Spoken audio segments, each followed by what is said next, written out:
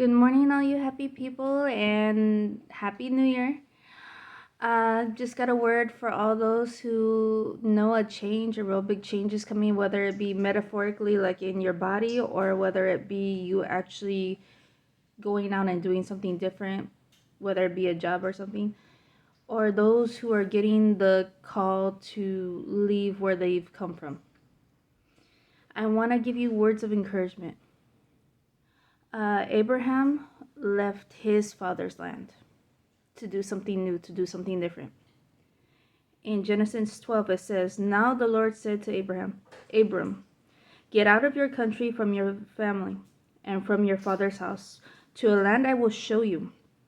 I will make you a great nation. I will bless you and make your name great, and you shall be a blessing. A blessing, I will bless those who bless you, and I will curse them who curse you. And in you all the families of the earth shall be blessed." Meaning that if he never left the land in which he came from, his name would have never been spread. He would have never had the great family that he had descendants later. And Abraham did make two nations out of just himself. Ishmael, who became the Ishmaelites, and then Isaac, who ended up having Jacob and Esau, and having the Edomites and the Edomites, and the Israelites later on. But he would have never had this unless he jumped out there in faith, unless he jumped out there knowing that God was with him. Now, you may have told people your ideas, or you may have told people, of your move, and you got a lot of heat for it. You got a lot of naysayers and doubters, and how are you going to make it, and how are you going to do this, and how are you going to do that. And just believe that there are people out there, family or friends, that do have it for you to, do have good thoughts for you, do have blessings coming for you. Like, they wish nothing but good for you. But there will be, I know you feel like more of them are being negative than being positive. And right now, with how the enemy has it, because a lot of people are rising up, the devil will have you feeling like everybody's against you and that nobody cares and that you should just stop what you're doing. But no, you're on the right track. However, it does not mean it's going to be easy. Even when Abraham left his father's land, he was intense all over the place. He was moving from place to place with Sarah and Lot. And even him and Lot got into it to where their herdsmen were fighting because they had such a great land, and that they were populating it so fast that eventually their herdsmen and them were getting into it, to where Abram had to tell Lot, please let there be no strife, please let there be no problems between you and me, and between my herdsmen and your herdsmen, for we are brethren, we are family. It is not the whole land before you. Please separate from me. You take the left and I will go right, or you take right and I will go left. I give you first. He gave Lot first dibs as a show of good faith, that I don't want any trouble. I just want us to remain family, because that's what's important. I know that there might be hurtful words, or you're leaving because of negative or bad times and you're trying to strike out on your own. Do it. But do it in a way of grace. Even though you feel bad, even though you're mad at your family, or your friends for years and stuff like that, do it with grace. Say that tell them that you love them. Tell them that you're worried for their that they're worried for your best interest. Regardless if they are or not, that's not something you need to be concerned about, because regardless of how they feel or what they think, God will bless you with the things to come. Since He put it in you, He will give it to you.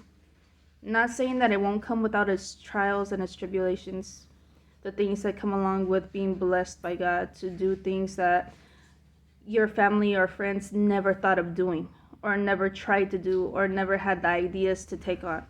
It's one of those, it's your calling. It's what God put in you. Nobody else will get it.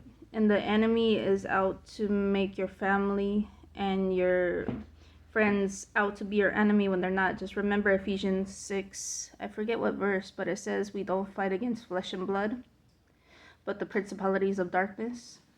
That's all this is the devil's way of trying to stop God's promise of prospering and taking over the land.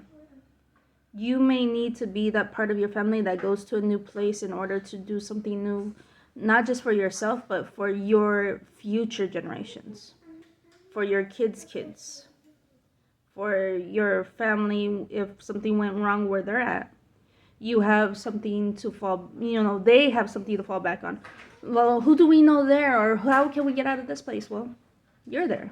You're out of the place that they're in that's probably in trouble. Like the Joseph story. God had to move him and have him go through everything he went through just to be there for his family when his family came and had a land ready for them. Who knows? You may be the starting point for something brand new in your family. Don't lose heart. Don't give up hope. And like I said, there is trials and tribulations that come with leaving. Especially when you feel like the world has turned against you, like everything important, you do lose. I can say that from experience.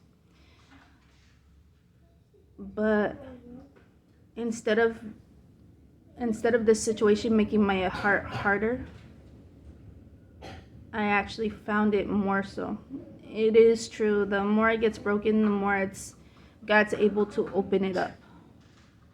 I'm not saying I understand it completely, and I'm not saying I'm the best of friends with everybody that turned against me. But I know I'd rather send them love and peace and pray for blessings than to hold on to that resentment and that bitterness, to hold on to that strife, to hold on to that grudge. All of us are good on holding on to grudges, and that's what God's trying to teach us now, not to be so apt to being that type of person anymore. That's the whole thing of changing us and breaking us down, is to make us a brand new person. And I know the whole thing of breaking us down. Why? How do you rebuild something? How do you make something better? Even remodeling, think about it. If you remodel your house, what do they have to do to your cabinets and everything? Or what do they have to do to the floors? Or what do they have to do to the bathrooms?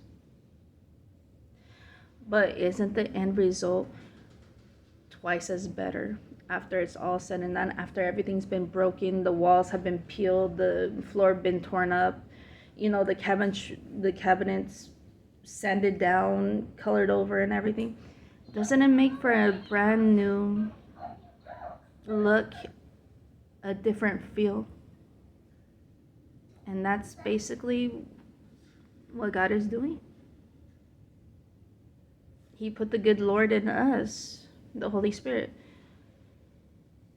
to do these things and have faith. We may go through hell and back. We lose things along the way. We lose people along the way. We lose reputation. We lose ego. We lose, like they say, I've heard it said,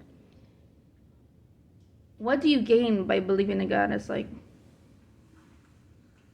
I don't know what I gain, but I know what I lose.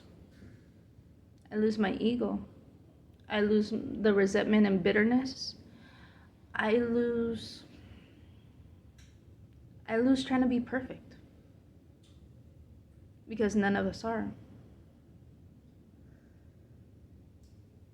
And that's where I feel like God has told me that there's somebody out there going through, a change, like I said, whether it be metaphoric, like in spirit and in body, or the change that you're going to do something, you're going to leave a job you've been at for a long time to try and get your job going, your business going, your, whatever idea you have, you're going to go out there and do it. Regardless of the naysayers, I can't believe you left a good job to start, you're going to do it. And those of you who are leaving your place of birth or the state you come from, just know God is with you. It's not easy. It's not all it's cracked up to be, but it is in the long run, because at first you feel like, I made the hugest mistake. How am I going to do it? How am I going to do it? You know, one hit comes after another. One hit comes after another. That storm that everybody talks about, just wearing you down. But if you hold on, if you pray, and you can cry it out, you could tell him, I hate this, I hate you. What are you doing to me? Like, you can take it up with him. You don't have to get mad at everybody else. You can take it up with him, and he will hear you. And eventually things do start changing. The more you pray and the more you let it out, the more you start seeing things and understanding why. And then you start realizing, he's changing me. And this is exactly where I needed to be. I needed to be separate. I needed to have people let go. I needed to have feelings let go. I needed the space. I needed time with him. And it all works out for the best later on. It really does. I know when you're going through it, you don't feel like it. You really don't. You feel like your world is going to crumble. You feel like you could find a deep pit and fall into it and not even think twice. But just holding on to that faith, even it's like they say, even as small as a mustard seed, you hold on to it.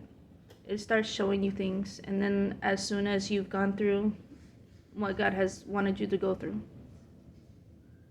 little things start popping up.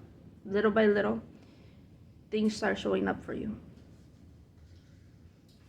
And then you have your answer of why you're where you're at, and why this move was necessary, and that God was not lying when he promised you that this was going to be something new and different for you and your family, whether it be the ones that you're getting ready for them to move soon, or the ones after you, your legacy, your generations after you.